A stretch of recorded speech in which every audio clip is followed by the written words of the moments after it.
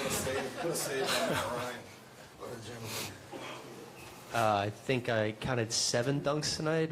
Just how bouncy are you feeling right now? No, I feel great. And I told you guys, at the start, I'm back healthy. It's been a long time, and that little meniscus, I didn't realize how much it was bothering me. So I feel great, But again, my job was easy today. Those guys got it to me in all the right spots, and all I had to do was just make the layup, make the dunk. So. Yeah, I mean, the times we talked to you, you've mentioned, hey, look, I've had 8 head coaches in 8 years. I think you're going to be here for a few years. It's going to be the same head coach. Just how comfortable are you feeling in this situation? I feel great. I feel like this type of role is what I've been looking for a while. Closing games as a switchable 5 that if you need to play through me, you can play through me. If you need me to space, I can space. If you need me to make the low man, the weak side defender scared to jump, I can do that. So, I feel like I'm very thankful to be in the situation, and hopefully we can just keep building. Yeah, you mentioned being part of those closing lineups. Obviously, some guys have been in and out of the lineup, but just what have you thought about just the execution with that closing unit when y'all start doing switches on everything and all that kind of stuff? No, it's great. It's great. Our communication is great. Guys have been very vocal with that. Our execution offensively has been great. Obviously, having BI out there helps. Just he's a decent player. So it helps quite a bit. But these, again, like I said before, all right, the rest of our job is pretty easy. Those having unselfish stars is what makes this all click. And Willie also talked about just the way when you, Jose, and Trey come in, just the energy shifts in a lot of these games. How much are you sensing that when that bench unit comes in, you are able to make an immediate impact? No, that's something we consciously focus on. That's something, when Jose checks in, whoever the first off the bench is, that's the first thing we say to each other is, hey, pace, let's go. Because, that's our job, is to come in and flip the game on its head. Coaches and teams normally have a set rotation, right? Like, hey, in 6 minutes, this guy's coming out, this guy's coming in, this guy's coming out, this guy's coming in, and so on and so forth. Our job as the second unit is to make you bring your stars back in as quick as possible. Shorten their breaks so that when we get in the fourth quarter, they're just worn down and tired. So that's our whole goal. Najee knows it, Trey knows it, Devontae, Jose, Jax, whoever's in there in that unit. Our whole job is run the brakes off that second unit. So they got to bring their stars back. So our stars go against their second unit, and now they're in a world of hurt. Has there been you've had a few really nice posters so far. Has there been a moment or a dunk where you felt in game, okay, I'm back to where I was? Yeah, there was one in Utah, one against Utah. It was CJ threw me it was right in the middle where I just kind of caught it, pop, and turned and dunked it.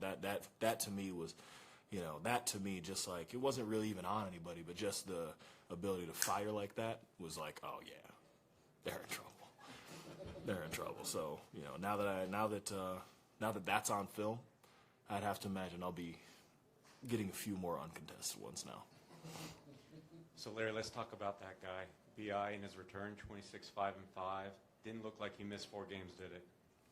I mean, does it ever look like he's? I didn't know he had 26-5-5. It's not bad. No, I mean BI is just feels like he's in cruise the whole time, but his cruise is just at such a high level.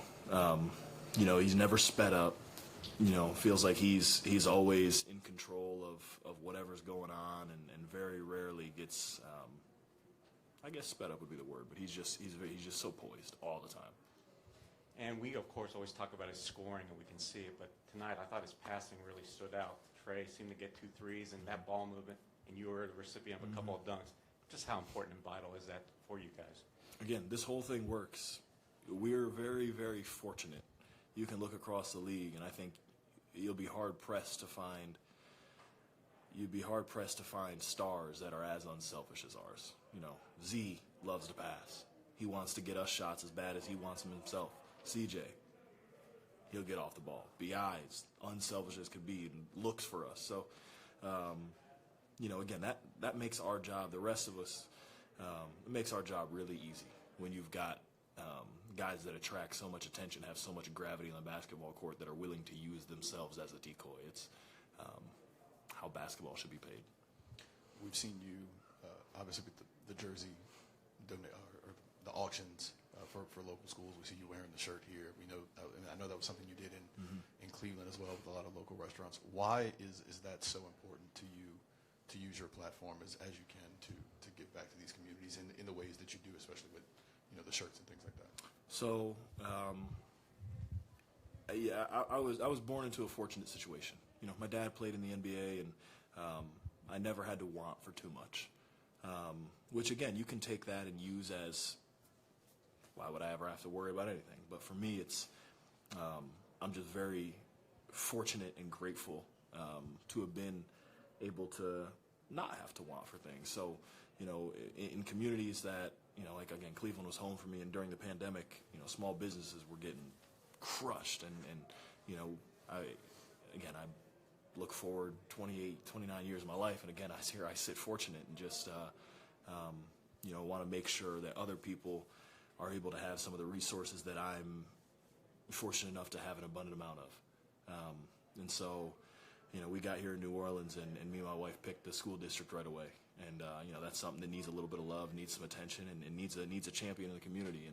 And we got with Dr. Avis Williams, the superintendent of schools, and got a laundry list of items that these schools need. Again, maybe a drinking fountain for one. I can't exactly remember what tonight's list was, but we've got 4 or 5 things that I believe the jersey sold. I believe it was around $1,200 tonight, which is terrific. Which is $2,400 for various fixes throughout the school. Which again, that's the government isn't doing their job, for some of these schools. So that's a big deal for a lot of them, and it's something I'm going to continue to do. And again, like I keep saying, this is just a start, and hopefully I'm here for a few more years. We've got more programs currently underway and in the works. Larry, looking at the message before the game, knowing the Warriors had a few people out, what was the message from Willie Green before the game? Did the tone change maybe at the end of that third quarter when there was actually a run and you put some distance between yourself and the Warriors? Yeah, these are, and all of this, first and foremost, is zero disrespect to anybody on that roster, because they gave us a hell of a fight tonight, and they're all NBA players in their own right. But, there's something to be said when you play the Warriors. You know what to expect. And then you read, like, Steph, Clay, Dre, Wiggins. So, like, all right, well, are we playing the Warriors? It's easy to, like, lower yourself. And, again, no disrespect to anybody on the roster, because they gave us a hell of a fight. But, it's easy to let yourself get a little bit, all right, let your energy change. All right, well, now I don't have to chase Steph, so I don't have to be as locked in. And that's what you have to fight against. And, to their credit, they did a terrific job of, again, Ty Jerome shot it really well, 18 points. Obviously, Jordan Poole does what Jordan Poole does, but Kuminga, 18, Anthony Lamb, 16. These guys are, they stepped up and played their roles really well. And so, but yeah, there was a flip. There was a switch that flipped. And, I think you could see the sense of urgency change when, we kind of, they punched us in the mouth in that third quarter and was like, oh, we're in a game. And I'm proud of the way we responded.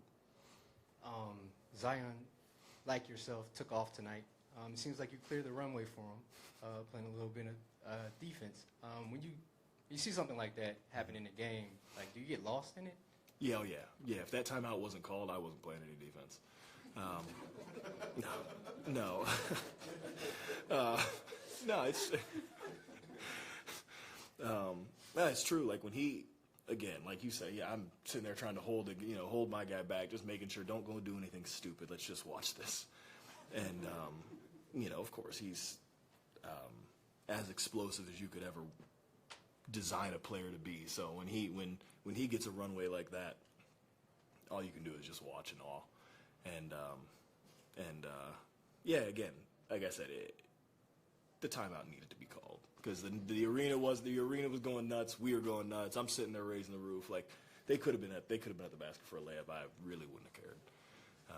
Just a good moment for him. I was just probably was that one of the first of the year for him that we really saw him, get up. So, hopefully that made him feel a little sigh of relief.